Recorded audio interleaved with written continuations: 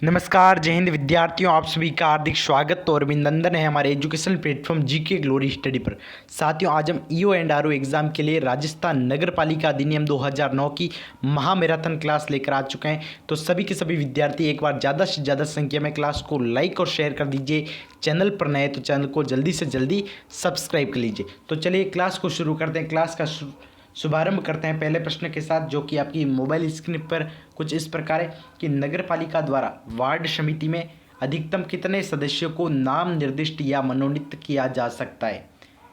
अधिकतम कितने सदस्यों को वार्ड समिति में नाम निर्दिष्ट या मनोनीत किया जा सकता है? 5, 6, 7 या 8। देखिए, वार्ड समिति का अध्यक्ष होता है पार्षद। कौन होता है? वहाँ का पार्षद। अगर 2 या 2 से अधिक वार्ड मिलकर अगर वार्ड समिति बनाते हैं तो जो बाकी के पार्षद होंगे वो उसके क्या हो जाएंगे? सदस्य हो जाएंगे। ठीक है। अधिकतम 5 ऐसे व्यक्ति जिनकी उम्र 25 वर्ष, यहाँ पर 5 सदस्य चाहिए हमें, तो अधिकतम ऐसे 5 व्यक्ति होने चाहिए जिनकी उम्र कितनी हो जाए? 25 वर्ष हो जानी चाहिए, और उनको नगर पालिका का कुछ विशेष अनुभव भी होना चाहिए। ठीक है। तो उनके नाम निर्दिष्ट किए जाएंगे या उन्हें मनोनीत किया जाएगा। ये धारा किस में लिखा है? धारा 54 में लिखा है। ये कौन सी धारा? धारा 54 में लिखा है। यहाँ पर हमने बहुत ही इम्पोर्टेंट प्रश्नों को शामिल किया है। तो ये क्लास आपके लिए एक तरह से रामायण क्लास से होने वाली है, तो क्लास में अंत तक जरूर से जरूर जुड़े रहिए। नगर पालिका किसकी प्रेरणा या आदेश पर योजना का पुनर्निरीक्षण कर सकेगी? ये किसकी प्रेरणा या आदेश पर करेगी? ये करेगी अपनी स्वप्रेरणा पर। स्वप्रेरणा और राज्य सरकार के आदेश पर। किसके? स्वप्रेरणा या राज्य सरकार के आदेश पर। ऑप्शन नंबर डी, ए एवं बी दोनों। धारा 105 में ये लिखा है। धारा 105 किससे संबंधित है? योजना से संबंधित है। इसमें यह लिखा है कि 10 साल के भीतर अगर नगर पालिका स्वप्रेरणा से या राज्य सरकार के आदेश से 10 साल के भीतर उस योजना का पुनर्निरीक्षण कर सकेगी। 10 साल के भीतर उस योजना का पुनर्निरीक्षण कर सकेगी। अगर उसको लगता है कि उसमें उसे कुछ चेंजेस करने चाहिए तो वह ऐसा कर सकती है। अगला है कि नगर पालिका सुझाव के लिए जो सलाहकार समिति का गठन करेगी उसमें शामिल होता है। उसमें कौन शामिल होता है? नगर पालिका का अध्यक्ष ये शामिल नहीं होता है। नगर पालिका के समस्त सदस्य और नगर के कोई भी अन्य 6 प्रमुख नागरिक। इसके अलावा कौन कौन होते? तो इसके अलावा होते हैं जो नगर में एनजीओ है उसके 6 सदस्य, एनजीओ के 6 सदस्य। ठीक है। एनजीओ के 6 सदस्य और उद्योग व्यापार वाणिज्य से संबंधित 6 सदस्य, शैक्षणिक संस्थान से संबंधित 6 सदस्य। ये सभी मिलकर सलाहकार समिति का गठन करते हैं। आगे की आवेदन प्राप्ति के कितने समय के भीतर आवेदन विनिश्चित या सुनिश्चित करेगी? नगर पालिका आवेदन प्राप्ति के कितने समय के भीतर आवेदन सुनिश्चित करेगी? तो ये कितने समय के भीतर करेगी? तो ये करेगी 2 माह के भीतर। कितने माह? 2 माह के भीतर। अगला प्रश्न है कि राजस्थान नगर पालिका अधिनियम 2009 में नगर पालिका की संरचना में मनोनीत सदस्यों के संदर्भ में सत्य कथन की पहचान करें। इसमें सत्य कथन कौन सा है हमें बताना है कि मनोनीत सदस्यों को बैठकों में मत देने का अधिकार होता है। क्या ये सही है? तो ये बिल्कुल गलत है, असत्य है।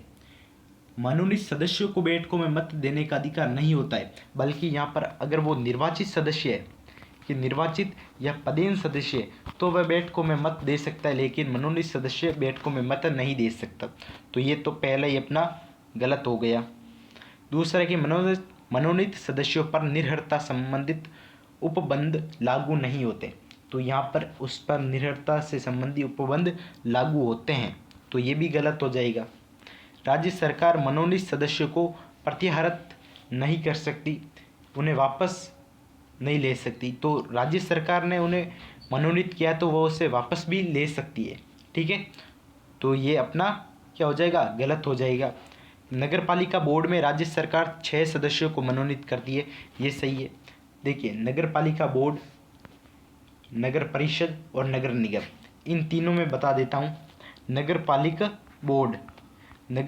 बोर्ड में 6 सदस्य, फिर नगर परिषद में 8 सदस्य और नगर निगम में 12 सदस्य राज्य सरकार मनोनीत करेगी।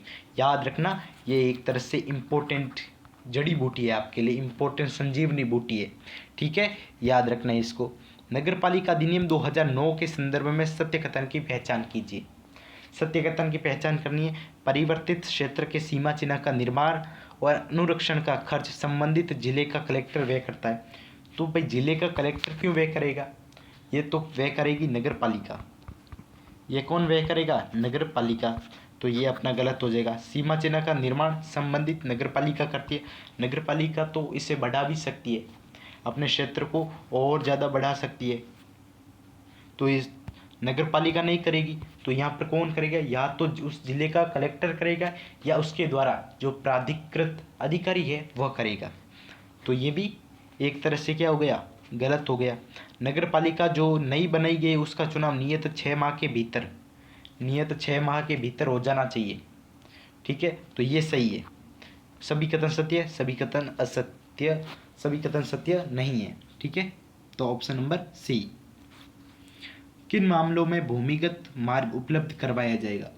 भूमिगत मार्ग तो ये करवाया जाएगा जल विद्युत गैस प्रदाय, इसमें उपयुक्त सभी हो जाएगा। भूमिगत जो भूमि के नीचे रेलवे, भूमिगत रेलवे प्रणाली, दूर संचार सुविधा, तार हो जाएंगे वगैरह, ये सभी। नगर पालिका की स्थापना और निगमन का उल्लेख किस धारा में किया गया है? तो ये धारा 5 में किया गया है। किसमें? धारा 5 में किया गया है। भूमिगत उपयोगिता के लिए नक्शे तैयार करना किसका काम है? तो ये नक्शे तैयार करना मुख्य नगर पालिका अधिकारी का होता है। मुख्य नगर पालिका अधिकारी जो एक तरह से नगर पालिका में जो अपने कलेक्टर के जैसा ही होता है, IAS लेवल का अधिकारी होता है। योजना के परिवर्तन की तारीख का उल्लेख किस धारा में किया गया? योजना के परिवर्तन की तारीख का उल्लेख ये किया गया धारा 161 में। धारा 161 में इसमें योजना के परिवर्तन की तारीख का उल्लेख किया गया है कि जिस दिन से एक लोक नोटिस जारी किया जाएगा, उस लोक नोटिस में ये योजना के परिवर्तन की तारीख होगी, और किसी को अगर आक्षेप है तो वह अपना आक्षेप दे सकता है, और उसके बाद जैसे ही उस नोटिस को प्रकाशित किया जाएगा तो उसी तारीख से यह योजना अपने परिवर्तन में आ जाएगी, ठीक है ना। चलिए आगे बढ़ते हैं। जब अधिकारी कुर्क संपत्ति की सूची बनाता है तब कब्जाधारी को रिक्त स्थान अनुसूची के प्रारूप में लिखित नोटिस देगा। किस अनुसूची में ये लिखा है? तो ये अनुसूची कौन सी? 6ठी अनुसूची में लिखा है। कौन सी? 6ठी अनुसूची में ये लिखा हुआ है कि 5 दिन के भीतर भीतर, कितने दिन? 5 दिन के भीतर भीतर जितना भी टैक्स बनता है उसे वसूली सहित अगर वह जमा करवा देता है तो ठीक है, वरना उसकी सारी संपत्ति को नीलाम कर दिया जाएगा, ठीक है। ये 6ठी अनुसूची में लिखा गया है। फुटपाथों की चौड़ाई भी निर्दिष्ट कौन सी समिति करेगी? फुटपाथों की चौड़ाई, देखिए, गंदी बस्ती सुधार समिति ये तो हो ही नहीं सकता, क्योंकि ये गंदी बस्तियों को सुधार ये नहीं होगी। नियम उपविधि समिति ये भी नहीं होगी, तो ये होगी भवन अनुज्ञा और संकर्म समिति। भवन अनुज्ञा और संकर्म समिति। सामान्यतः फुटपाथों की चौड़ाई कितनी होती है? फुटपाथों की चौड़ाई कितनी होती है सामान्यतः? तो फुटपाथों की चौड़ाई होनी चाहिए 1.5 मीटर, 1.5 मीटर। इंपॉर्टेंट प्रश्न है, नोट कर लो, आएगा प्रश्न में, ये परीक्षा में पूछा जाएगा भाई, इंपॉर्टेंट प्रश्न बन रहा है। परियोजना व स्कीम निम्न मामलों में उपबंध कर सकेगी। परियोजना व स्कीम निम्न मामलों में, परियोजना स्कीम ये क्या है कि नगर पालिका नगर में जो भी काम करती है वह इसमें शामिल है। तो सड़क और मार्गों का निर्माण करती है, डेयरियों, संचार सुविधा, तो उपयुक्त सभी हो जाएंगे। जैसे कि नगर पालिका नगर में क्या क्या कार्य करती है वो सभी इसमें शामिल हो जाएगा। अनुज्ञा की समयावधि के बाद भी किसी योजना के उपबंधों के उल्लंघन में किसी भूमि या आवास का उपयोग जारी रखता है तो दोष सिद्धि पर जुर्माना कितना होगा? तो दोष सिद्धि पर जुर्माना होगा 2000 रुपये तक का, प्लस 100 रुपये डेली, 100 रुपये का जुर्माना डेली। और ठीक है, 100 रुपये का जुर्माना डेली। राज्य सरकार भूमि के, देखिए 100 रुपये का जुर्माना डेली, और अगर वह फिर भी काम अपना जारी रखता है तो 100 रुपये की जगह 500 रुपये डेली देने पड़ेंगे उसको। ये भी इसमें लिखा है। राज्य सरकार भूमि के उपयोग परिवर्तन की अनुज्ञा देते समय आवश्यक तत्व है कि ऐसा करना लोकहित में हो, सम परिवर्तन प्रभारों के संदाय पर पड़ोसियों के आक्षेप सुनने के बाद, तो ये 3 हो जाएंगे, उपयुक्त सभी हो जाएंगे। नगर पालिका नई नियमित लाइन विहित करने से कितने समय पहले, कहाँ गया प्रश्न, करने से कितने समय पहले नोटिस लगाएगी, तो ये नोटिस लगाएगी 1 माह पहले। कितने समय पहले, 1 माह पहले लगाएगी। असुमिलित विकल्प का चयन कीजिए कि 183 में सार्वजनिक मार्ग की नियमित लाइन, ये सही है। धारा 184 में लिखा है कि भूमिगत उपयोगिता के नक्शे, भूमिगत उपयोगिता के नक्शे, ये धारा 185 में लिखा है। किस धारा में, 185 में लिखा है। धारा 184 में तो ये लिखा है कि भूमिगत उपयोगिता का मार्ग का अधिकार, भूमिगत उपयोगिता मार्ग का अधिकार, ये मार्ग का जो अधिकार है वो इसमें लिखा है 184 में। 190 में क्या है कि फुटपाथों का अनिवार्य उपबंध, ये सही है। और 193 में भवनों की सतह, ये भी सही है। राजस्थान नगर पालिका अधिनियम को किस दायरे से बाहर रखा गया है, किस दायरे से बाहर रखा गया है, तो छावनी क्षेत्र के दायरे से बाहर रखा गया है। कौन से, छावनी क्षेत्र के दायरे से। बिना आवेदन किए निर्माण करने पर दोष सिद्धि पर दंडित किया जाएगा, तो दोष सिद्धि पर दंडित किया जाएगा 1 से 3 माह का सादा कारावास, जिसमें उसको सादा कारावास और एक कठोर में क्या कि अगर उस कैदी से कोई कार्य करवाया जा रहा है जेल के अंदर तो वो हो जाएगा कठोर, लेकिन यहाँ पर सादा कारावास और 20 से 50,000 तक का जुर्माना, यानी ऑप्शन डी, ए एवं बी दोनों, ठीक है ना। चलिए, अध्यक्ष नगर पालिका विशेष बैठक आहूत करने में असफल रहे तो सीएमओ कितने दिनों के भीतर बैठक आहूत करेगा, तो ये करेगा 10 दिन के भीतर। कितने, 10 दिन के भीतर। योजना का पुनर्निरीक्षण का उल्लेख किस धारा में किया गया, तो ये धारा किसमें, 165 में किया गया। योजना का पुनर्निरीक्षण नगर पालिका 10 साल के भीतर कर सकती है, मैंने बताया था दूसरे या तीसरे प्रश्न में ये। तो आज की क्लास में इतना ही।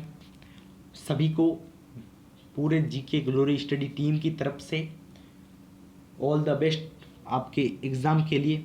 कल आपका एग्ज़ाम है, बहुत ही अच्छी तैयारी करके आपको जाना है, अपने माता पिता का नाम रोशन करना, ऊंचा करना है, ठीक है। तो इतना ही। नमस्कार, राम राम, सत श्री अकाल, जय हिंद, जय Bharat. Thank you so much.